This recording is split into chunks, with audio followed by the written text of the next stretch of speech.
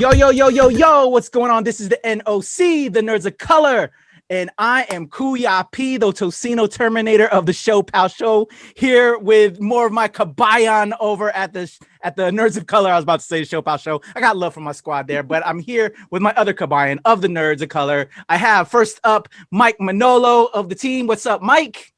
Hey, how's it going, Kuya P? Ready to fight? Yes, I'm ready to fight. Let's finish him. So excited. I can't tell you. And of course, we can't do this without the amazing, the marvelous, the lovely Laura. And I'm gonna totally brutalize her last name. Sirikul? yeah, that's good. Sirikul, yeah. It's like series. Yeah. All right. Yeah, nice to see you. I want to say this because I'm not Filipino, but I want to say Kuya. Hi, Kuya. Yes. I love it. I get a wild kick out of, now that when I adapted that into like my nickname, hearing people say Kuya now, it's like I'm teaching people Tagalog in a small way. So it's pretty cool. So thank you. And I've been always meaning to ask you how to pronounce your last name. So I'm happy I kind of got it out the gate. So that's cool. Super excited to have you guys. We've all worked together for the Knock for years, and we really haven't done much of this. I'm hoping that we can do more of this because y'all are amazing, and I love your thoughts, reading your reviews. But sometimes we also have different opinions, which makes it interesting to have this kind of a conversation. So I'm dying to have this conversation, but before we kind of break down the story and some of the characters, I want to hear your initial thoughts out the gate. Not about the movie. Let's talk about when they announced it and you heard that they were going to make this new version of the film. We had a classic, I think 1995 film based on the game, and now we're getting this new 2021 film. What were your thoughts when this announcement came that we were getting Mortal Kombat? Well, I'll start so that way Mike can talk about the review first. But yeah, when I first heard it was going to be made, I was really excited because they said that this is going to be a darker version, like the way that it's supposed to be. Like it's so there, I want to see spines ripped out of them. I want to see the inner guts of these characters, not these characters, but like of people, like the things happening to them that we see in the game. So when they said this is going to be a darker version, this is going to be like you're going to see blood, you're going to see gore. I'm like, okay, this is what I expect. And so I'm really excited. And plus, I was really excited that they were like, we're going to keep this, we do it the correct way, which the Asians are playing Asians. So that was a big draw for me where I'm like, this is what I'm so excited. I can't wait to cover this for work and everything. I'm so excited. And then when the names started coming out, I was even more excited because I love these actors that were cast. All of them are just so talented in their skills. Joe Taslim I love him to death. Like the fact that you got to interview him, I'm just like, my heart is like, oh, he's so beautiful. He's so lovely. I love him. Oh, he's so beautiful. All of them are beautiful. Like the whole cast, Lewis, all of them are beautiful. Like they're beautiful to look at. And but yeah, so I was so excited just because we're finally getting shows and movies where it's starring Asians made for Asians, Yes. So I was really happy just for that wrong to be right. Yes, totally. How about you, Mike? So I will say this. I was actually I remember seeing that first movie in 1995, right? Like and I was like 9 at the time when that came out, and I actually loved it because I'm a 9-year-old, and it was so much fun, and it was so goofy and silly. Even when I watch it today, if it's on TV, I could still watch it and still enjoy the living hell out of it, even though it's so bad. It's just so much fun. Like it's so bad, but it's so much fun. And I think like it just gets you hyped in the same way like it was like, a Fast and Furious movie coming out in 1995. It's dumb, it's brainless, but it's a lot of fun. And you know what? I really enjoyed it. But when they said that they were going to reboot it, I was all for that. I was so hyped and so excited about that because it wasn't an R-rated reboot. It wasn't an R-rated movie, that first one. There was no blood in that. It was really ridiculously censored. And to make a censored adaptation of the most controversial video game of its time, it's such a stupid idea. It really is. And to get an R-rated version now, I was like, yes, this is how you properly do it. It's due for a reboot. It needs to be done. It's been such a long time since that first movie came out. And to do it with an all-Asian cast and not a white Raiden, like even better, even more. Oh my God, yeah. Right. And then when the names started coming out for the cast, you know, like Ludi Lin and you know, everyone literally, I was really happy. Like Louis Tan is in this, and he was the best thing literally about the dud that was Iron Fist. You know, his one scene as the Drunken Master, and he was going to be the lead. And I was like, this is going to be done right. This is the Mortal Kombat that we should have gotten from the very beginning, and we never did. So I was really excited for this movie. Awesome. Yeah, I agree. Yeah, it was good cheese. You know, it aged cheese, but it was fantastic cheese. And yeah, and then going to Laura's point, finally, so righting the wrongs, you know, we're having that happen with Kung Fu, and now with Mortal Kombat, you know, representation matters. And for me, one of the points when I had the luxury, thank you to you guys, of interviewing some of the cast members, I had to thank them at the end of my interviews, because right now I've been doing a lot of interviews with a lot of Asian actors, and being Asian myself, and you all as well. It's a hard time right now with what's going on. And so to kind of talk with them and see, it's basically their existence is our resistance to what's going on, and to see them shining, and then to see the brotherhood that they've established, and they're posting on Twitter and IG and posting about Stop Asian Hate, and seeing Ludi leading amazing, doing an amazing speech at a rally was just heartwarming, and just got me spirited up. They just formed such a bond, and it just I felt empowered, and just see them kicking butt on screen felt like I was kicking the butt of those people that are bullying our people. And so that was just so fulfilling. So I can't thank you both for helping me get this assignment, and to speak with them and thank them for what they've done for us was truly a pleasure. So so support that film, people, and representation matters. All right, so we're going to talk about the film a little bit, because I'm so excited. I want to get into this, the story in brief, and then we're going to just have fun with this. And also, I'm going to preface this, spoilers, hashtag spoilers. We're going to drop this when the film is out, but if you haven't seen it yet, just be mindful. We're going to spoil the heck out of this because we want to talk on this right now. So here we go. The basic concept of the film is we're getting kind of like the origin story. We have the origin of Hiroki Sanada. I think was his Hanzo, right?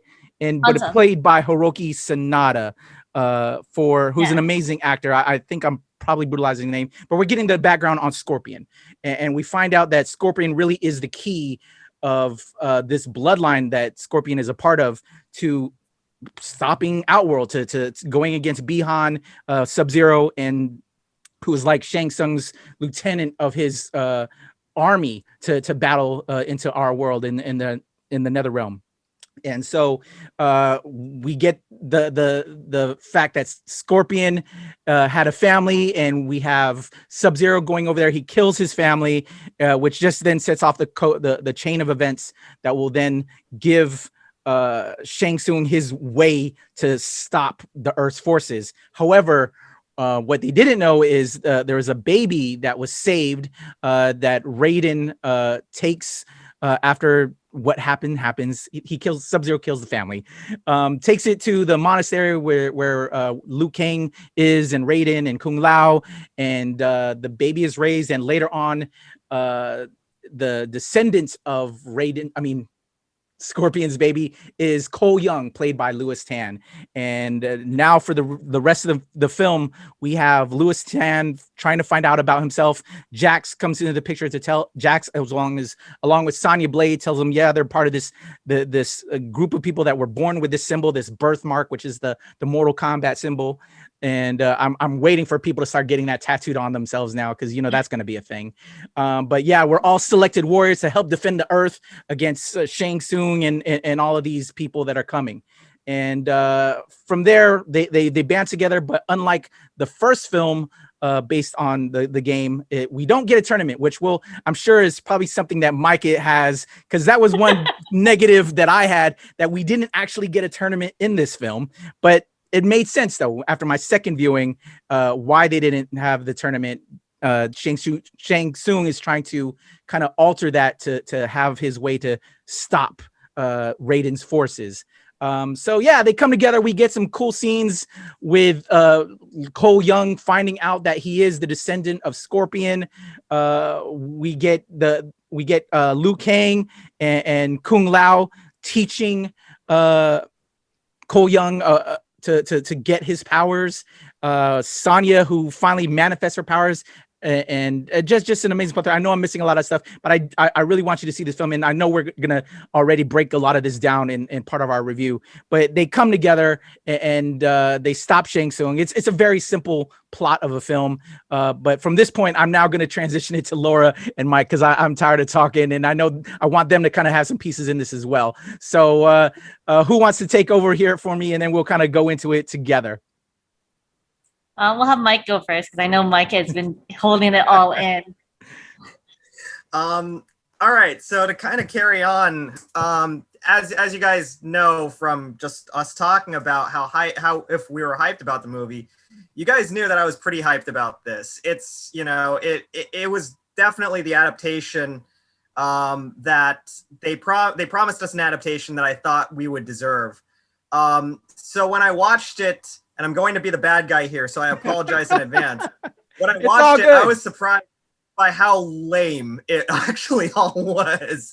I thought it was, I gotta be honest, it was not a memorable movie for me. I thought that it was a little bland. I thought it was a little lame. I understand, and maybe this is going to happen when I get, on my second viewing. I thought it was the stupidest thing in the world to have a movie called Mortal Kombat about a tournament called Mortal Kombat and not have a freaking tournament in it called Mortal Kombat. What the hell was the point then? And the other thing about this movie is there's a lot of this movie spent on people trying to figure out their powers or their arcana, and not enough spent on cool fights. And the fights that they do give you, while some of them are cool, they were so chaotically done and so random that it was instantly forgettable. The only things that I really remember out of all of those battle scenes, Kung Lao had the coolest fatality, in my opinion. Like, they do it in the game where he drops the hat and the buzzsaw, effect. Beyond that too, flawless victory. That was awesome. That I loved. And then literally everything with Scorpion and Sub-Zero, I loved. I adored. Because in that first movie, they're basically robots. They have barely any speaking parts. They're the coolest characters, and they don't do anything in that first movie. They do so much here, and in my opinion, they are the heart of this movie. That conflict is the heart of this movie. But we get a total of maybe 15 minutes with both of these characters, and the rest of it are spent on paper-thin, forgettable, boring characters.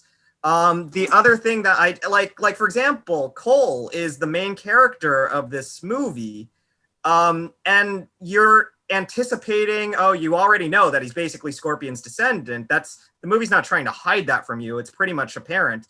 But you're excited to know if he's like secretly a well-known character, and you're excited to know, you don't know who he is, so you're excited to know what his arcana is, and he turns out to be a shitty Colossus from X-Men, and that's it. And I'm just kind of like, this is the stupidest thing I've ever seen. It's so bland. Like, when he fights Goro, that should be a main event, and he just 3 slices and a couple of guts, and that's all it is. And I was just like, what the hell is going on? You're wasting a lot of this. You're wasting so much potential here. And so much promise that I thought was going to be delivered to us when you announced an R-rated version of Mortal Kombat. And for all the blood and guts that you're proposing that you throw at us, none of it stands out. And that's the biggest issue that I had with the movie, is it was it was so forgettable. By the time I turned it off, nothing stood out to me. And I felt really robbed by that, unfortunately. So you've only seen it once, right, Mike? You only watched it only once. seen it once. One through. Okay. And I moved on with my life after that. All right. Yeah. So before Laura begins, I will say that is very much the same thought I had the very first time I watched it. I did watch it two times, and I actually fell asleep at part of it towards the end because of some of the things you mentioned as well. But then when I saw it again, I had a different thought. And so from the negative to the positive, we'll turn to Laura, and then I'll kind of give my combined after that. Laura, please. I gotta defend my men, I gotta defend my boys and of course Sonya Blade, who's the only woman. I gotta defend them. So I took this movie as something like how I take all my monster movies. I'm just gonna shut off the plot points in my head and enjoy the scenery of the people, the actors who are given to me shirtless, and also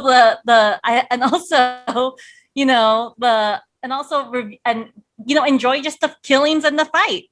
That's all. And once I just did that, I really, really, really enjoyed all of it. Like the fighting, like I love the story between Scorpion and Sub-Zero in the beginning. I had to ask Mike, am I going to get triggered by anything? But no, nothing was triggering. Everything was fine. Like, the fighting was so cool. Like, I love the actor. Like, it's Hiroyuki. Hiroyuki, I love him to death. And so watching him fight and what he deserves to be, like a fighter, I've always enjoyed watching him. And then watching Joe, who I'm in love with, like fight too, like that's always fantastic. And then throughout the movie, yes, I understand like some of the fights were kind of like, okay, that's it. But I feel like it was, if you just like let go and just sit back and just watch the fights as is, like it was entertaining. Like I love Ludi Lin because he's like Liu Kang. I remember his name, Mike. I enjoyed watching him fighting.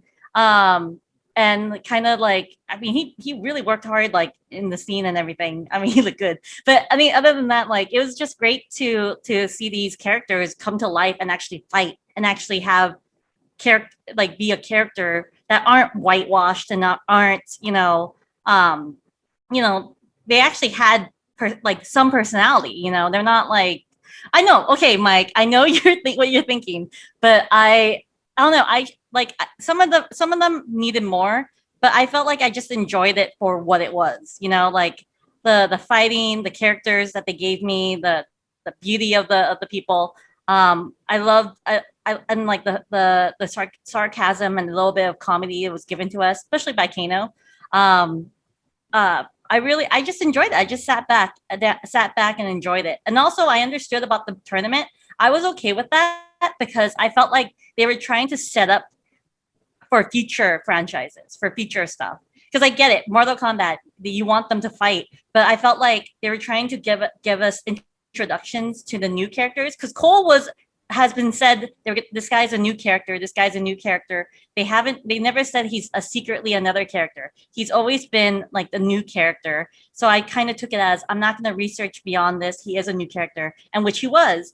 And then at the end, when they were looking for potential recruits, I'm like, okay, now the battle begins. This is just a warm up. This is just a pre thing, and I was okay with it. Watching it, I'm like, this is just a fun movie. Like, I'm just gonna turn off my mind and just enjoy the beauty of these men, shirtless men fighting. And oh my god, like they're just so beautiful. But I also it's like it wasn't like something bad. It was just like, okay, they're fighting. Like, oh, that's a good move.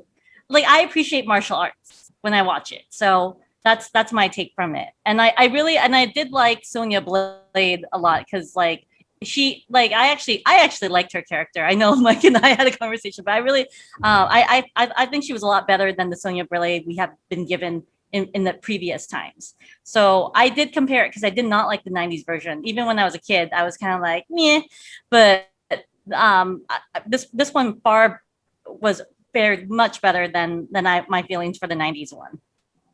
All right. Yeah, definitely. So that your thoughts and how you went into watching it is what I did when I watched it the second go round, because like I was like Mike the first time I watched it, I was like, oh my gosh, this was paper thin. Shang Tsung didn't have a lot, and we'll dig a little bit more into some certain elements, but I was like, the 90s version was actually better for me than this first film. After my first viewing, I was like, I'd rather watch the 90s version, as cheesy as it is.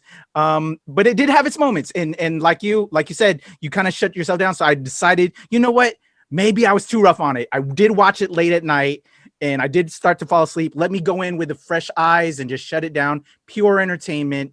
And it actually, I upgraded my grading scale from, I originally gave it like a 5 or a 6 out of 10 to now I would say, to me, it's about a 6 or a 7, maybe an 8. But I think I'm safe to say it's probably between a 6 and a 7 now for me for a rating. So let's talk about more of some of the, certain elements of the film and the story. To me, the best scene was that opening scene and fight scene with Bihan coming, Sub-Zero, not Sub-Zero, but Scorpion and his family.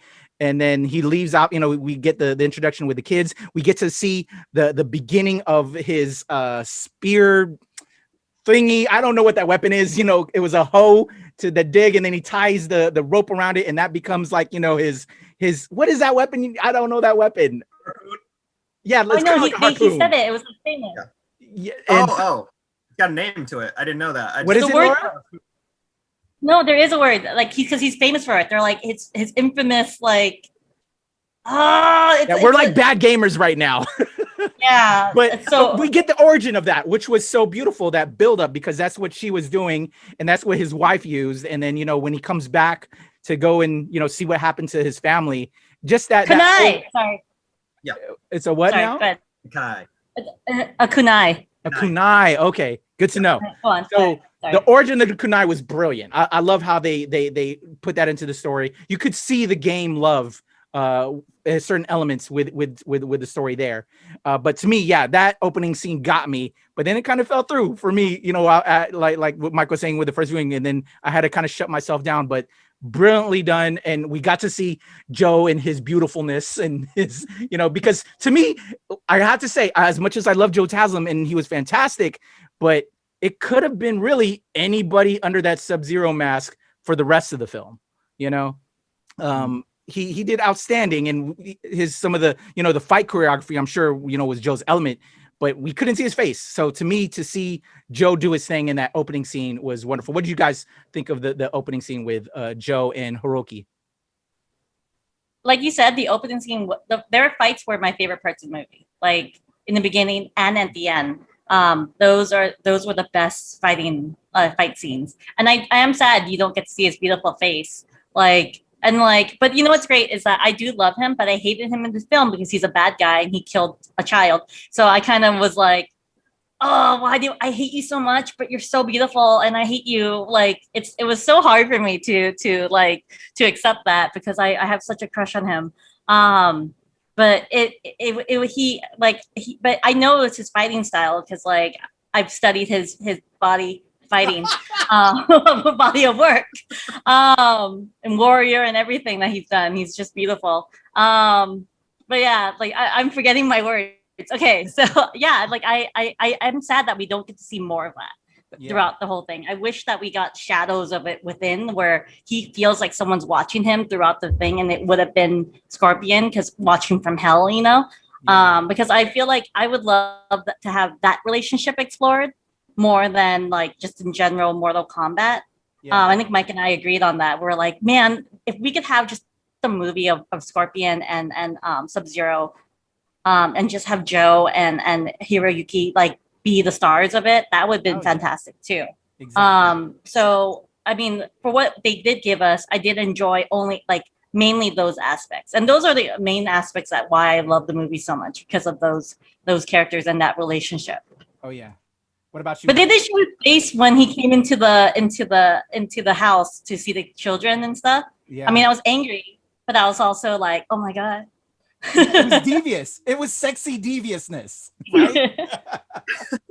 just those little looks. I I gotta say, I love the opening. I really do. The second that I saw the opening, I was like, we've never seen this before. We've never seen the origin of Sub-Zero and Scorpion really put to film outside of, and I think, Laura, you made me aware of the presence of the Kevin Tancheron, series, miniseries. And I think they probably explored it then, but I never saw it. So in the history of what I have seen for Mortal Kombat, I've never seen this depicted on live action. And the fact that they were going to it, I was like, this is going to be a damn good movie. I'm so excited for this. And then it just went, and then just like crashed for me because all of the personality and all of the excitement and all of the really well choreographed action from that first scene is just never duplicated or replicated throughout the rest of the movie. I think there's so much personality in that opening sequence, and you really don't see glimpses of that same brilliance until the end in terms of the fight choreography, when they fight again. And I love that the story is anchored on them, but if you were going to do that, then why did we need to spend the rest of the movie with shitty Colossus and the shitty X-Men? Like nobody wants that. Like we wanted what we saw from the beginning. And it's just kind of like, here's the thing. When it comes to this franchise, you could have done an amazing movie, a Kurosawa-esque movie based on just the rivalry between Scorpion and Sub-Zero. That would have been really, really cool, really strong. And we saw what that would look like in the opening minutes of this movie. If that was the whole movie, then we wouldn't need a tournament because you had a compelling story between bitter rivals. And I forgot the actor's name who plays Scorpion. Hiroki Sanada. Hiroyuki Sanada. Yeah, he was brilliant. He was brilliant in this movie. He's always amazing. Yeah. He is, and he never gets his due. Like he gets 5 minutes in Endgame and maybe 5 minutes in the Wolverine, and he plays Asian bad guy in both of those movies. In this, he plays a complex character that is way more well done than it needs to be in a movie like Mortal Kombat. So why did we only get 5 minutes of him? When instead we get such terrible other characters for the remainder of the movie. So I really wish that they had more of that because it was such even Joe with Sub-Zero, right? Despite the fact that he might not have the biggest character arc, he didn't really need it because he was such a menacing presence. The second that you see him invade that trailer where Cole's family is, you're just like, oh shit. When things start snowing or icing up anywhere without even showing him, you're like, you guys better freaking run. You're screwed. Get out of there. And that's what you really want in a movie like this is a really menacing presence like that. That's what Shang Tsung should have been. That's what like everyone else in the bad guys team, because I really don't remember who else was on that team, should have been. Was that Sub-Zero level threat, but yeah. I want to dive into that a little bit more, especially in regards to Shang Tsung. But I do want to point out, and also as well, what happens to Sub-Zero at the end of the movie, because really, he's one of your main guys. But one of the things that, because we are the nerds of color and we talk about representation, what I loved about as well in that opening sequence is the go between when Bihan Sub-Zero, Joe Taslim, who's gorgeous, comes in and kills Scorpion's family, is the back and forth with them doing Japanese and Chinese languages. And then and they did it in the language and did subtitles, which I'm happy they did, doing it in the language and then putting in the subtitle that this is Japanese, this is Chinese. I loved that. What they do in Warrior, if y'all are fans of Warrior, I know you guys are fans of Warrior, but what they do beautifully in Warrior is they do it in the language and then they'll kind of do like this weird wild transition and then they show it. I think language is so brilliantly done in Warrior, which also makes it such a must-see show. So see Warrior and let's save Warrior season 3. But them doing subtitles in this and then telling you it was Japanese and Chinese in just that few bit of words that they did and that dialogue was brilliant. What do you guys think about that? That they did. My favorite part was that they didn't understand each other because in the movie you're expected that they would know what they're saying, but when Bihan was starting to say like things to like he, you know, when he said it, and then it says in Japanese and stuff. But when he started speaking to the kid and the mom, the wife, you know, they were just like scared because they didn't know what to say. Because like this guy is coming to them and speaking to them, and then he says in Japanese, "Where is like, you know, your husband?" You know, and Hanzo, and then you know you just see the fear. They can't really respond back. And then when they finally talk to each other, like Hanzo and Bihan finally talk to each other, it like, you know, Hanzo was like, I have no idea who you are or why you're here, but I'm gonna fight you. And you just see like you can see Sub-Zero's just like talking to him, like knowing that he doesn't understand him. So I just love that it's not automatic where he's like, oh, like I understand every word you're saying, like I'm gonna get vengeance, like that's why you're here. But instead it's this true situation that, you know, someone from a foreign country is coming and trying to talk to you, but you have no idea. You are not supposed to know. This is 1617. They're not going to have like a Chinese translator, Chinese Japanese translator. So I felt like that was so great to see that the realistic, obviously it's not realism, but like the realistic point of Asians are not the same with speaking languages, and we don't understand each other. Because that's what a lot of people will think, like, oh, you're all Asian, you should know, like there's so many times where people are like, hey Laura, can you tell me what they're saying, and it's in Japanese. I'm like, I'm not Japanese. And so I love that it's apparent that it's like these are different languages, they don't understand each other, but you know, and that's it, like they're just completely different languages. So I really appreciated seeing that and seeing them like not knowing what they're saying. To piggyback off of that, I agree 110%. That's the difference between movies starring Asians done by Asians and movies starring Asians done by everyone else, is the fact that this, you know, we don't cast a Japanese guy to play a Chinese character. We cast a Japanese guy to play a Japanese character because it's a completely separate freaking country than China. And the sheer fact that people didn't get that in 1995 shows you, A, how far we've come, and B, how disgraceful it was back then, that you could get a Japanese actor, have him play a Chinese character, and everyone just accepts it. And I hated that. I really hated that about the 1995 one. Whenever I rewatch it, or anything like that, I'm kind of like, that's really messed up. And the sheer fact is, the Chinese characters here, Liu Kang, Shang Tsung, Bihong, you know, they're all Chinese actors. And the sheer fact that Laura pointed out that the movie goes into these languages with really a lot of reverence, knowing that these are distinct languages, and that Sub-Zero wouldn't, well, no, not bad example because he understood both, but Scorpion wouldn't understand Japanese any more than a Filipino person would or anyone else would, is really the right way to film, to make your movie. That's good filmmaking. That's correct filmmaking. I've talked about things that I think consider to be bad filmmaking in this, but from a POC standpoint, they did this movie right. You know, and I really appreciated that. It's sort of the difference between a movie like this and a movie like Godzilla versus Kong, which I had huge POC problems with, as entertaining as that was.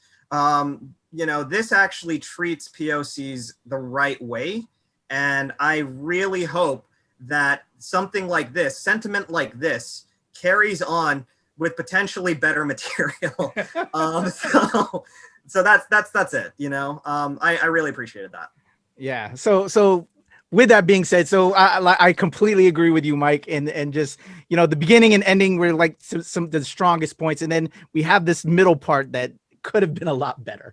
But yeah, I think because of the stuff that they got right, and then like Laura did with just kind of going in, just shutting down, enjoying the representation, and just some of the scenes and the fight scenes, and that's kind of what brought up my 5.6 to a 6.7, you know, and made it a better film. But yeah, we have to, you know, talk about the points that could have been so much better.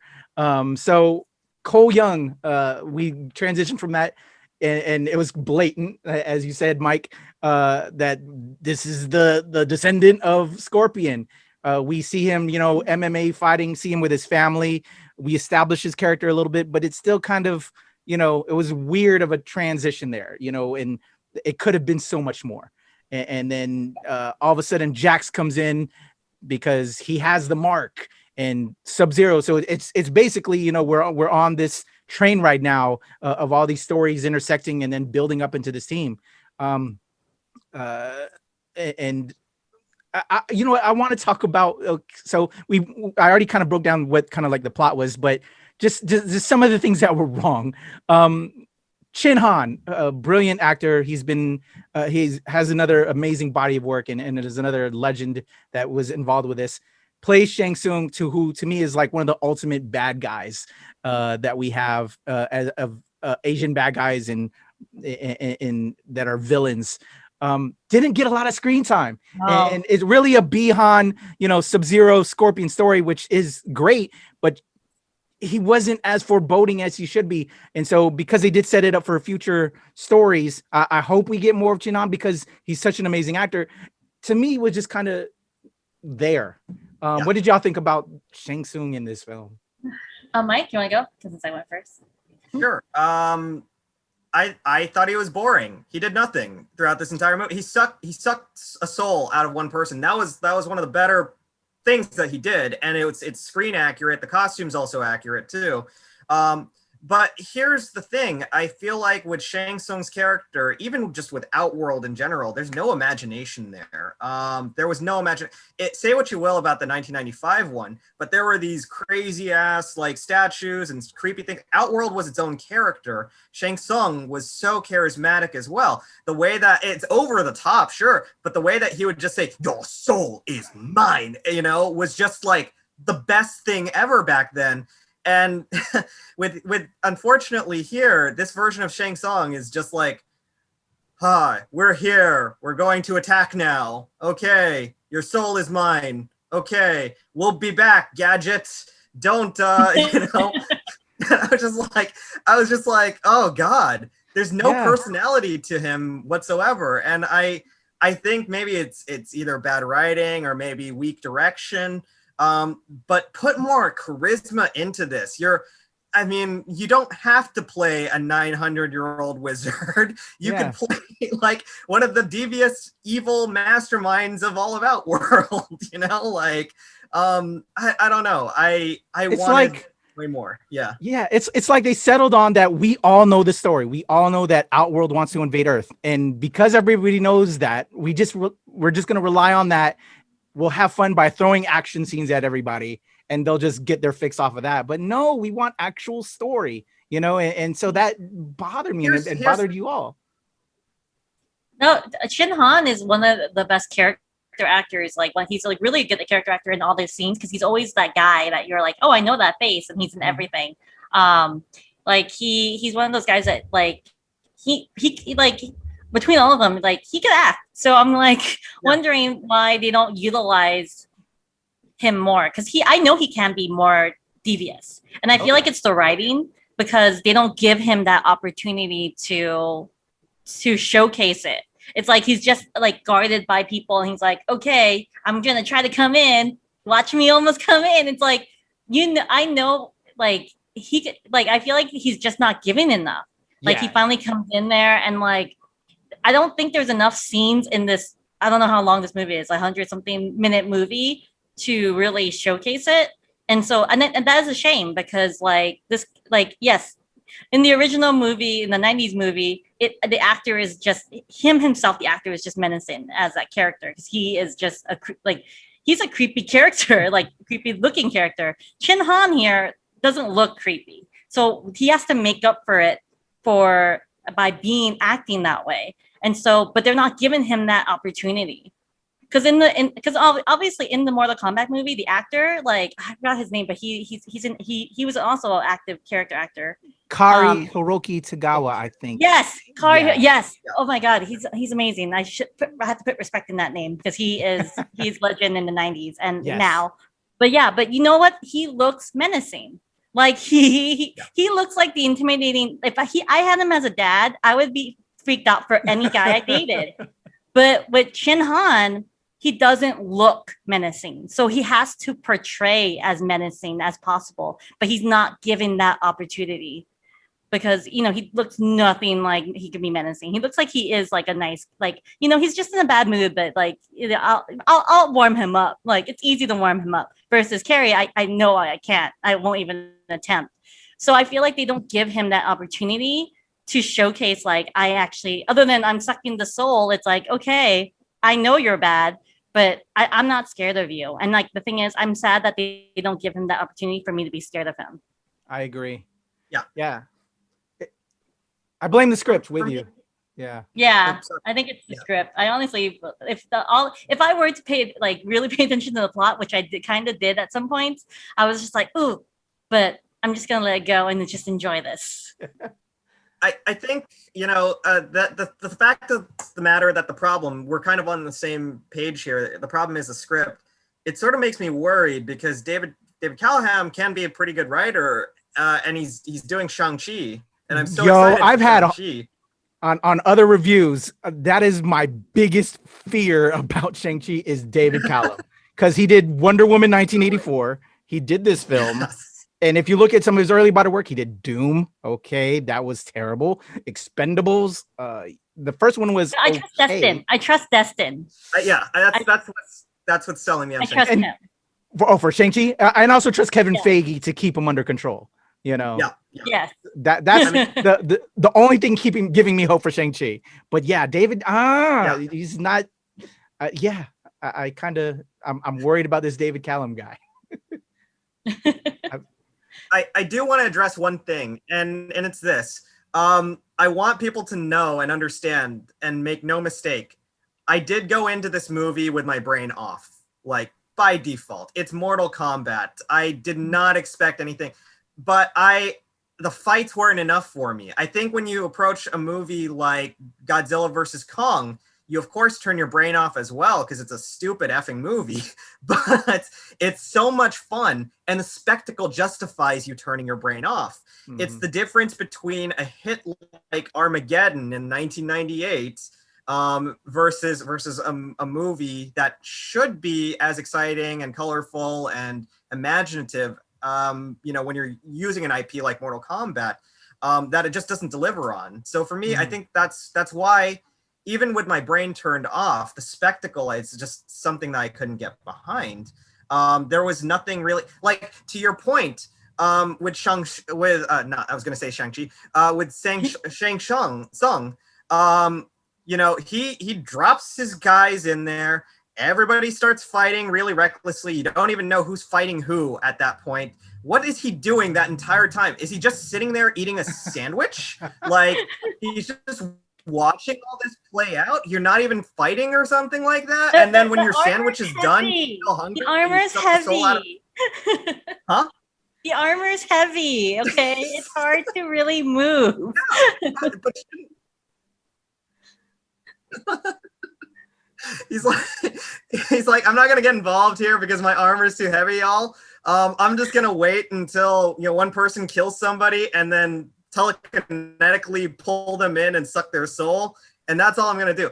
I could have telekinetically pulled them in and sucked their souls at any point, all of these guys, but instead, I'm just gonna sit here and do nothing. You guys fight it out. I'm kind of like, come on, dude. I can't argue too much with you, Mike, on that. I think if you watch, because I felt exactly like you did after I saw it the first time, and I wanted to just tell everybody, oh my God, they fucked up Mortal Kombat. How could they fuck up Mortal Kombat? It's a fighting. It was to me, they didn't know what they wanted to be. It's like they just wanted to tell, like they were trying to build a franchise, but they didn't know you're also a fighting game. Like, choose one or the other. If you just do one, or it could be good. And it was, I felt like, but then watching it a second time, I there were moments that, because that opening sequence is amazeballs. That Scorpion and Sub-Zero, like we all agree, was amazeballs. Then it gets bad with the Cole Young stuff. I feel bad for Louis Hand. Like it just was kind of a weak setup.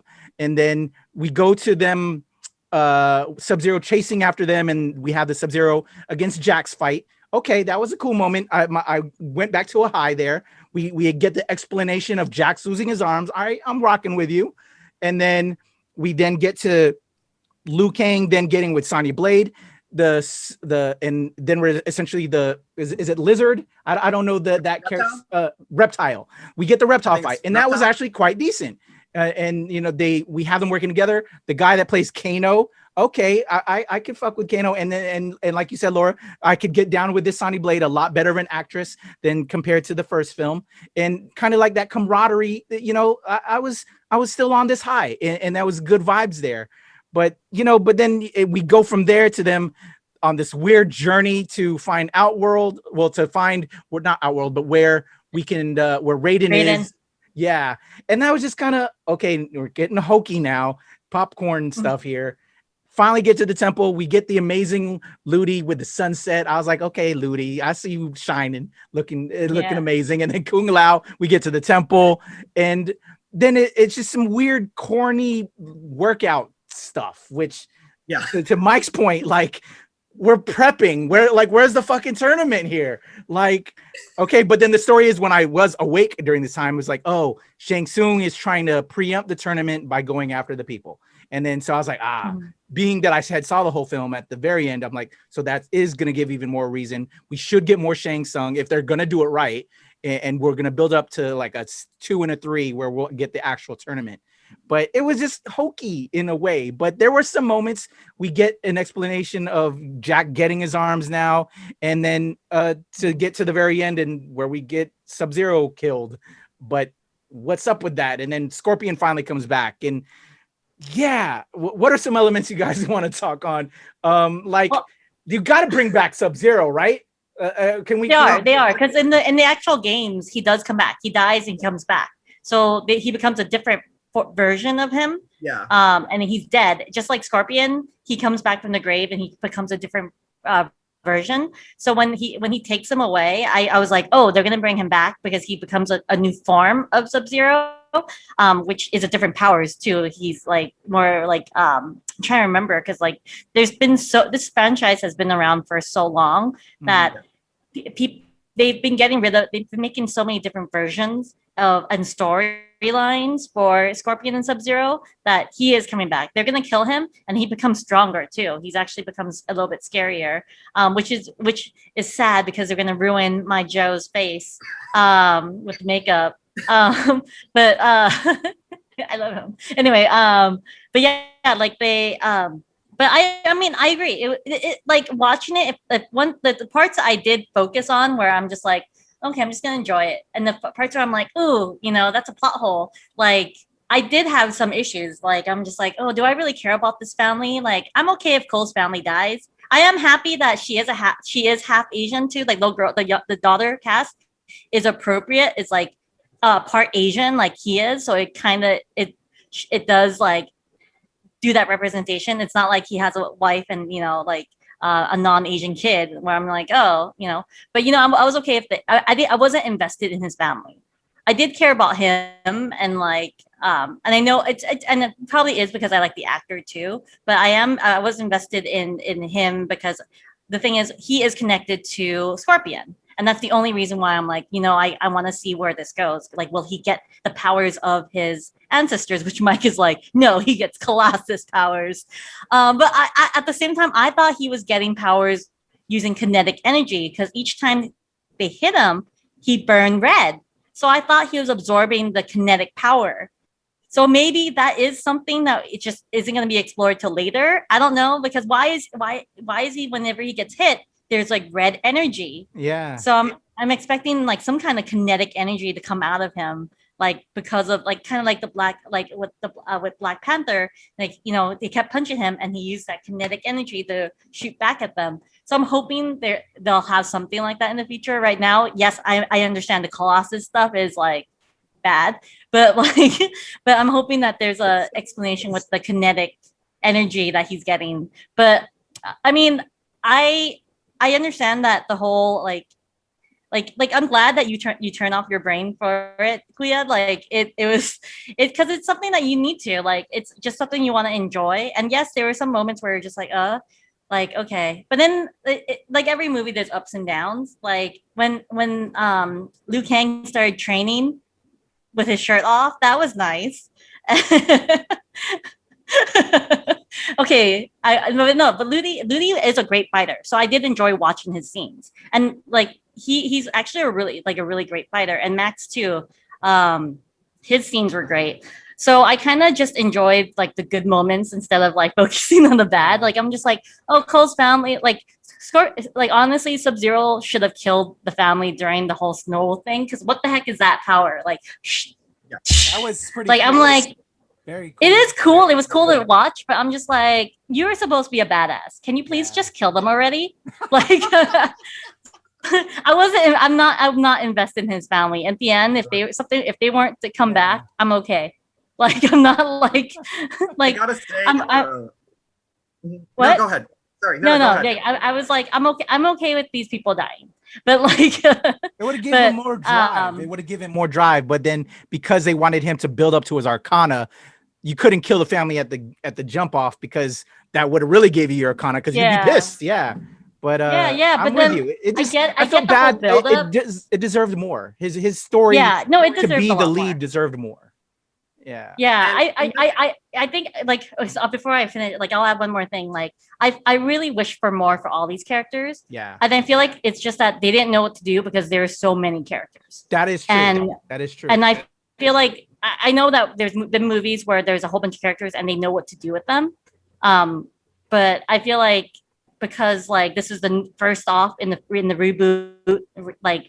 reboot franchise, like they're trying to tell the whole story, but that's their mistake. Yeah, I would completely agree. It's like if this would have been better if it was like I hate to say it, but to me, it's like the thing now. It was a Disney Plus, give us like a 6-part series, give us a few hours to really get more into these characters. Sure. It would have been wonderful, because going back to Ludi Lin and Max Wong, Liu Kang and Kung Lao, I thought they were great in their moments, but we kill off Kung Lao. I'm like, damn, but that's going to give Liu Kang his drive later, I guess.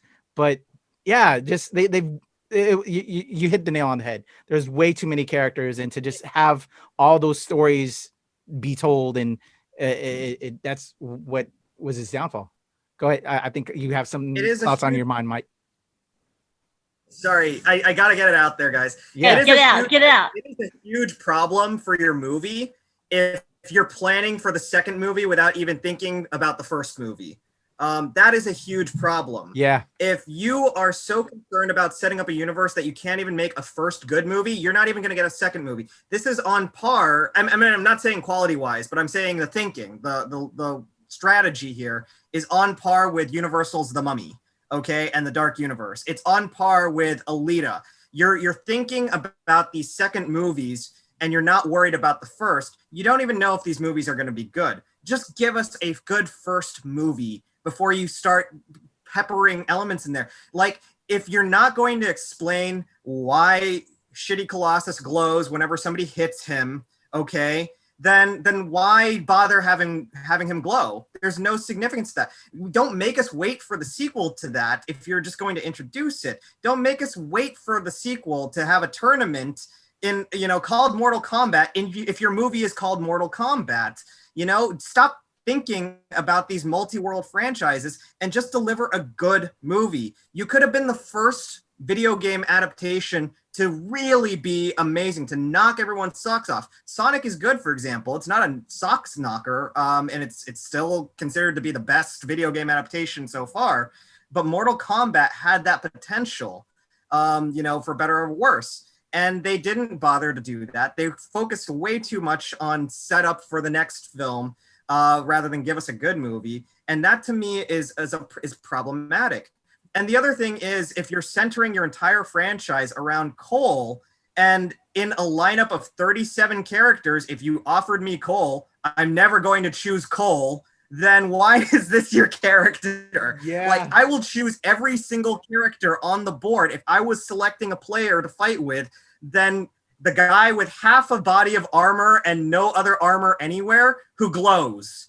And we don't know why he glows. He just glows. Why is this a character that I should be invested in? If you're not even going to give it to me from a character or backstory or development perspective. At least give it to me from a powers perspective, and you couldn't even do that. We got a glowworm with half armor on, and that's, I'm not gonna pick him. I'm not gonna pick him ever for Mortal Kombat. Remember, there's hidden abilities that they keep adding on to each game. Like each game, when they upgrade to the next game for Mortal Kombat, they do have unlock new abilities. I'm just saying, maybe he's gonna unlock new abilities like the video game. So you're gonna start me off with a character that I don't want at all to begin with, and then make him slightly better later on. Man, like, Mike, is that? Mike, I am with you 100%. I hear what Laura's saying, which is true gaming wise. But yeah, you're right. You do the one character I wouldn't pick in the game if I was to play the game. It's very true. Like, and then I just thought about it as you were talking as well. If this was your first introduction to Raiden, and to me, who's also one of the classics, well, they did choose the classic characters to put into this film. If you're going to do a Mortal Kombat movie, they did that. But if this was your first introduction to Raiden, you only had him in these little brief moments, and to me was kind of a whack character, to be honest. It was a waste of him. It was a waste as well. Like with Shang Tsung, it was, just finally got him right with him being Asian, because it was Chris Lambert's that we had in the original. Like, really? Really? Yeah. But yeah, oh my gosh. But yeah. No, and Mike and I discovered that the actor who played Raiden, Tada Nobu, was in Thor. Oh, really? He's Hogan. He's one of the Warriors 3. Yeah. Oh, snap. Yeah, and like he had an epic fight scene with Hela. Like, that's right. I'm just like, why didn't you use this actor as? I know Raiden can't fight because he has to be fair, but man, what a waste! Because this actor can actually fight. Like he's actually good at these scenes and action scenes. I was so mad. Wow. I was like, after finding Mike Toby, I was like, what? What a waste. Yeah. Just like with Shin Han, who's an amazing actor, and just the script gave him nothing. Can you imagine what's going on while these fight scenes are happening between Shang Tsung and Raiden? Are they just like, let's go get a beer, buddy? This is gonna take us like 5 minutes. They're just staring at each other. They're just like, I know. And why didn't Raiden come? Because Raiden said he's supposed to make everything fair, but that guy was killing one of his Earthrealm people, and just like. Why aren't you helping? Anyway, yeah, I was kind of disappointed in that because I hate watching them go. All right, let's get ready to close this out with I have a couple more things before we leave out.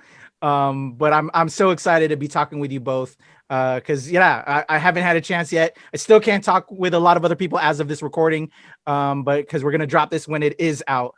So I'm thankful for you guys to join me and discuss this.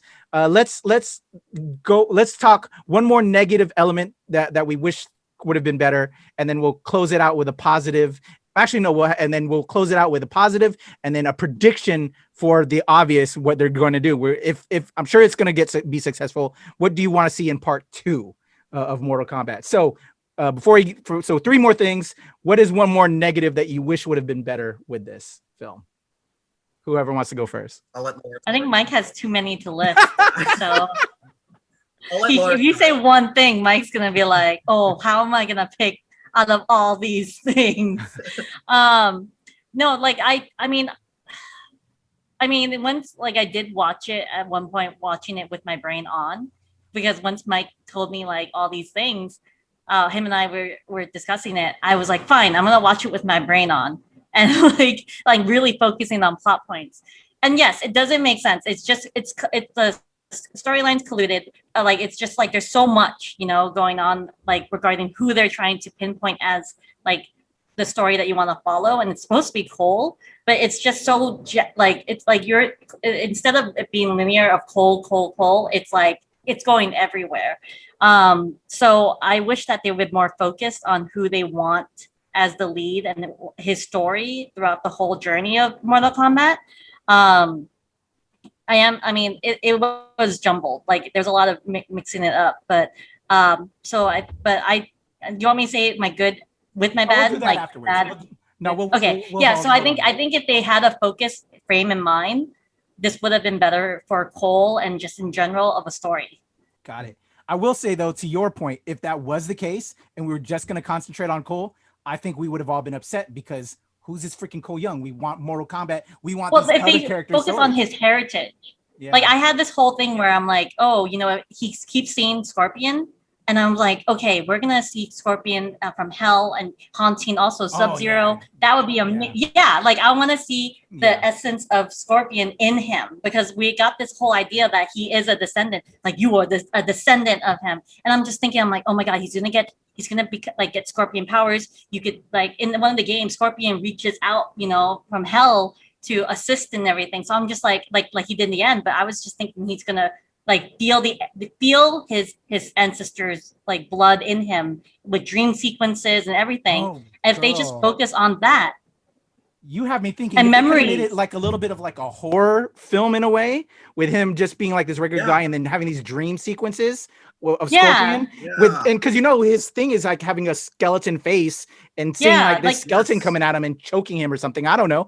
Would have been elements of horror would have made this a whole nother kind of film too, and it would have made it where he realized his true path, you know, versus like it's all jumbled, like you're a failure, go home and all this stuff. And like I wanted this journey for him of realizing his this, you know, being a descendant of Scorpion and just having like I wanted Scorpion to totally be part of this story, but he wasn't. And like and that was supposed to be Cole's hero journey. And if they were gonna focus on Cole, like I know, like it's like, oh, who cares about this new character? But if they incorporated Scorpion and Scorpion's legacy to this, which is what I love about Mortal Kombat actual legacy, like it's a legacy of these characters that goes into the like I want to see that the legacy of Scorpion go into Cole and just process and like he is like another Scorpion. But they didn't do that. And so I'm kind of like, oh, this could have been a better journey. And it could have been incorporated. Yeah, it could have incorporated Scorpion. Like, because like, I don't care about this guy. It's like, but you should because he's Scorpion's like blood and he's part of this journey of Scorpion journey. You know, I want to see history, like him getting memories of Scorpion's life and all this stuff because that's his journey. Like he discovering that he is Scorpion's blood. So that's my take where I'm like, what a loss that we didn't get this journey for Cole. Because like now I'm like, okay, whatever. I'm kind of okay with him. But if they gave me a better journey for him with incorporating Scorpion, I would have cared more about the character. Totally. Yeah, you got me thinking now. Like it could have been they would have just concentrated on Scorpion and Sub-Zero for like this film. Number 2, just concentrate on Sonya Blade and Jax, how they came together as a grouping. If this was like we were talking earlier, if this was like a Disney Plus series, break them out. Yeah, I mean it could be an HBO Max series. You know, it could have been their own HBO Max series with HBO Max. like how they do with Titans and Doom Patrol. Yeah, that would have been completely agree. What about you, Mike? I will get to that in a split second, but I will say this: if I predict in the future that when Cole eventually gets introduced to the video game and he's the first person that you have to fight, everyone will be like, "Oh God, it's Cole," and then they'll just uppercut him and then knock him out, and round 2 will start, and you'll just uppercut him again, and that's the end of the fight. Move on to a better character, and you're like, "Oh God, good, somebody thankful that's actually a better character." No, but I will say this: echo all of Laura's sentiments about Cole below. I didn't even notice there was a character journey in there. His character journey to me was to be a proxy for Scorpion, and that's bothersome. That's going to be your protagonist. Is you can't wish that somebody else was a protagonist in place of this protagonist, which is I want Scorpion to be the protagonist in place of Cole. It doesn't work like that. But having said that, my big complaint again is the imagination and the use of settings. Settings are a key feature in Mortal Kombat. Where you fight and the interactivity in each level that you progress at is really innovative, really cool, all of that. And instead in this movie, you get the junkyard in front of Cole's trailer. You get or Sonya's trailer. You get the darkened Sonya room, and you get rocks. That's an arena. Rocks. There's nothing to distinguish any of these environments. And it's kind of like if you guys spent a little bit of time on production design and imagination on production design, to have these better, well-lit arenas that were interesting and had characters and perspectives and everything like that, you would have done way more justice to a video game where every level that you're at is really interesting. You could uppercut someone into a vat of acid and he comes up as a skeleton. You can uppercut someone into a pit of spikes. We had rocks. You can hit someone in a desert full of rocks. Yay! You know, that's your arena there. I'm like, come on, guys, a little bit more imagination. Wouldn't have hurt them. You know. All right, I'm with you. So because both of you are like the two halves of my thought process on this film, I'm just y'all are gonna just speak for myself for in regards to the negative and positive on this. So I'm gonna start back. So one last positive element of the film. I'm gonna start with Mike first because he has so much negative. I want to hear the one positive Mike has before Laura. God. Okay. Oh, so come on, man. It couldn't have been all that bad. We covered POC stuff. We covered some of the fatalities I like. We covered Scorpion and Sub-Zero. I will say that I would love to see, you know, I know it's kind of a spoiler for the end, but I would love to see Johnny Cage. They teased that. That would be kind of fun. Yeah. Some of the fatality, like I said, some of the fatalities are cool. I think Liu Kang has a really good fatality scene. You know, one that really bears tribute to the originals. Kung Lao's also really got my favorite fatality scene in this. I don't know if there's much else I could speak about other than I guess Easter egg wise, it's fun because they kind of just went down the checklist of, okay, this guy's going to say this guy's going to say this guy's going to say this. And when they say it, you're like, hey, they said it. Okay. It's that Leonardo DiCaprio meme from Once Upon a Time in Hollywood where you're pointing at the screen and you're like, oh, he said it. They do that a lot in this movie. And that's kind of fun for a Mortal Kombat fan. You know? Okay. Yeah. We got something out of them. All right. Thanks, Mike. Laura, what is one I enjoyed that you liked? I did enjoy their attempts at comedy. Like Kano was hilarious throughout the thing, and then trying to figure out, you know, how to bring out their powers and everything, and them beating the crap out of Louis Tan. Like they're like, come on, and they just beat the crap out of him. And, yeah, I love the actor and everything, but it was just hilarious to see him go down. But also, like, I will say that, like, it's unfortunate that the white guy is the comedy piece, but I am also glad that he is also the piece that we make fun of, and it's not the Asian person that we're making fun of. And that, you know, the white guy dies. Was one of the people who dies, even though, you know, we know what happens to the others, but it's like he gets a brutal death. He gets like kind of like justice is served because he's so annoying, but he's like also funny annoying. But yeah, I appreciate the humor, like that aspect. He was a great character, but I am glad to see the white guy die. Yo, you actually stole mine. I'm happy you brought that up. So I had a backup one. No, that's amazing. And it needed to be said. So I love that you said it. So this one is actually real kind of key to from a gamer standpoint. We've all played the video game. One of the elements that I really enjoyed was when they were doing the training, which was still kind of god awful.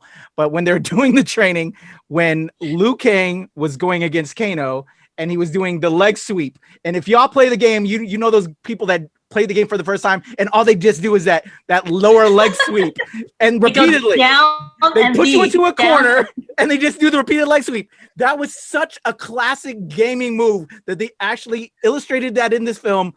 I was like, oh my God, they did it. Mike, you got to give props on that one. That was actually really funny. Yeah. I didn't realize that. I did not realize that at all. Like I was just thinking, he's just showing that he knows how to beat this guy. Yeah.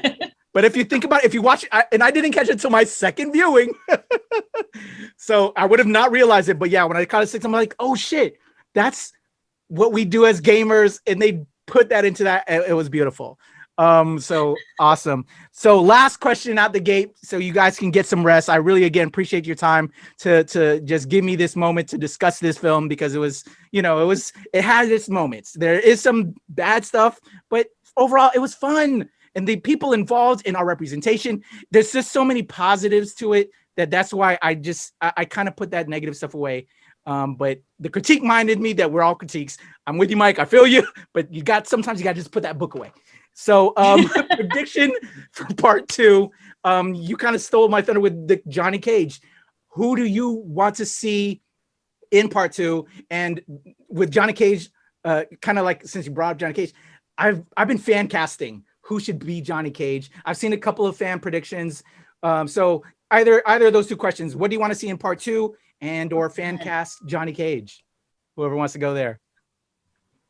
Mike, you should go first, because I have to think about this. Because you go ahead, Mike. I'm trying to think about Sure.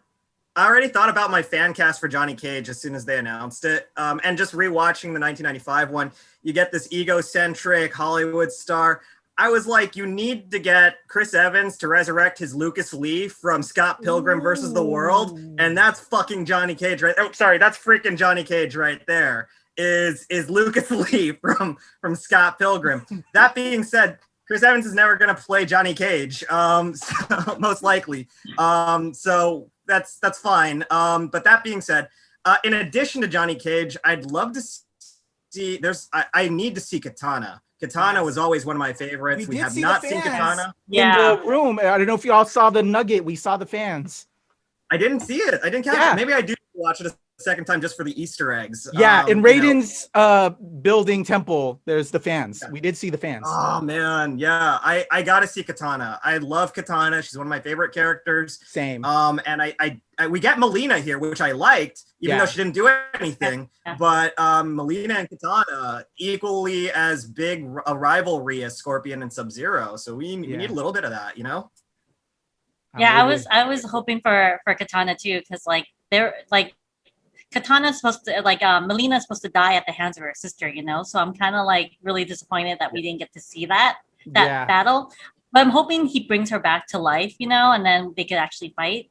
And I really like, my favorite thing about Mortal Kombat is their origin story of how Katana's mother was this queen of this other realm, and Melina was created to be a clone, so the father, the father of the other world could love her, like the Shadow Realm could love her, but she has problems. But I really wish we could have that origin. With Johnny Cage, I'm trying to think of who, because you know what, you don't. For me, I'm like, you don't need to know how to fight in order to be in this kind of movie, because you can learn it. But with Johnny Cage, he's a martial artist, he's a fighter. I'm trying to think of a person who looks douchey. So I'm trying to think of all my actors who look like they could fight, and then Scott Eastwood comes to mind. He's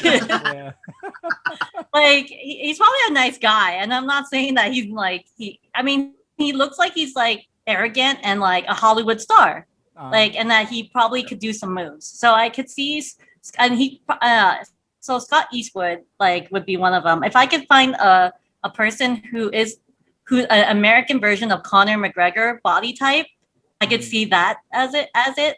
But I can't think of anyone who's like that at that level, because they're either too big or too they're either too big. Like if I think of WWE stars and stuff, because Johnny Cage is a Hollywood guy, so I think Scott Eastwood would be one of them. I can't imagine Chris Evans, as much as I would love to see him as Lucas Lee version. But I see more of I definitely Scott Eastwood. I think I'm trying to think of the guy who looks like he's the most arrogant ass in the world. I feel that. If you can't afford Chris Evans, Scott Eastwood's a good substitute. Yeah, I'm just trying to think of because Chris Evans is too nice of a guy to play an arrogant guy. Even though he's Lucas Lee, that was more like fantasy. And I know this is fantasy too, but the martial arts is real, Yeah. Well, we do have the new Cap, the U.S. agent in Falcon and Winter Soldier, who has he's amazing in that he has a very punchable face. He does. But Ryan Russell doesn't have the all-American look too. Like how True. Johnny Cage is this, like, True. he is the all-American guy, but like if we're talking about like Johnny Cage, like, I sell movies just by smiling. That's one of those things. Like, Yeah, I'm with you on that. Well, I'm with you on Katana. What about That's Justin one of my Barrett? favorite characters. I would love for Katana. We did get the like I said, and if you see it again, there's the reveal of the fans in Raiden's temple. So that is the character I want the most. And I've been trying to fan cast, and I haven't settled on who I think would be a good Johnny Cage. But I agree with you. He has to be somebody that's kind of douchey, and then could just have that kind of, you know, that Hollywood kind of cheese. who's the guy who played Arrow? He looks douchey. Oh my gosh, yeah. Yes. Yes, that guy. I could see that. Well, this was fantastic, y'all. I am so excited that I could, you know, just talk freely about this film. Now that you all have seen it, I'm looking forward to having these conversations with everybody else, and seeing that back and forth as well. Because initially, I saw the first viewing, I was like, really? What? And but then the second viewing, I shut it down and I enjoyed it. So I'm curious, Mike, when you see it again, what you think. Okay. And Laura, actually, when you see it again as well, you know, I'm curious if it did still hold up. Yeah. Should I turn off or turn on my brain and turn off my brain? Because I feel like. Yeah. Well, see, Mike has to have it on so he could write this critical review. But like, that's why I enjoyed it. I was like, I don't have to review this. I'm just gonna like watch it. To me, they had. Go ahead, brother. Oh, sorry. I was just gonna say I'll do some stuff to live my life first, and then maybe I'll revisit this. I love it. No, I love it, man. They're just because the representation was there, just the darkness, just, you know. I think get Dave Callum off of the script. I'm sorry. That guy has not impressed me after seeing his work.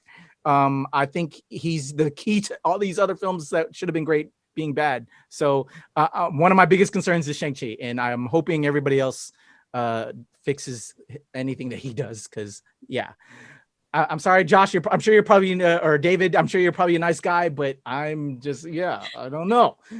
You haven't proven yourself yet to me. But anyway, you guys are amazing. I love y'all. The Nerds of Color.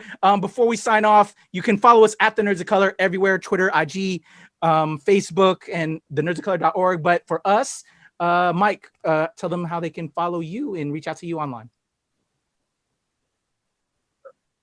Sure. As I've said in other videos, you know, my home's always going to be Nerds of Color, at the Nerds of Color on Twitter and on Instagram. But you can follow me personally at TidyBowlBoy182 on Instagram and Twitter. Awesome. Thank you, Mike. And of course, the amazing Laura Circo. Oh, so sweet. No, you can obviously I cover for the Nerds of Color as a managing editor. So, but you can find me on my socials at Sirikul, LSIRIKUL. You can find me on there tweeting about everything, including this. I'll be tweeting once we're allowed to. I'm going to tweet all about Mortal Kombat. Awesome. So you see the links on the screen. I'll have it on the screen as well as in the description below. Check out the homies. They're amazing. I love y'all both to death. I can't wait to do more of these. Hopefully, if we can get our schedules to match, this would be amazing and have fun. Your boy Kuya P. You can follow me at Strange Since 1977 and at Temple Far East, as well as at the NRW and at New Release Wednesday, where nerds rule the world, because where I have like a bigger pop culture sphere. But then, of course, my home at the Nerds of Color and Showpal Show, where I represent Filipinx and what we're doing in the industry, because we've been in this game for a while. We're representing. All right, y'all. Love y'all. Mike, Laura, your boy Kuya P. We're out of here. Nerds of Color.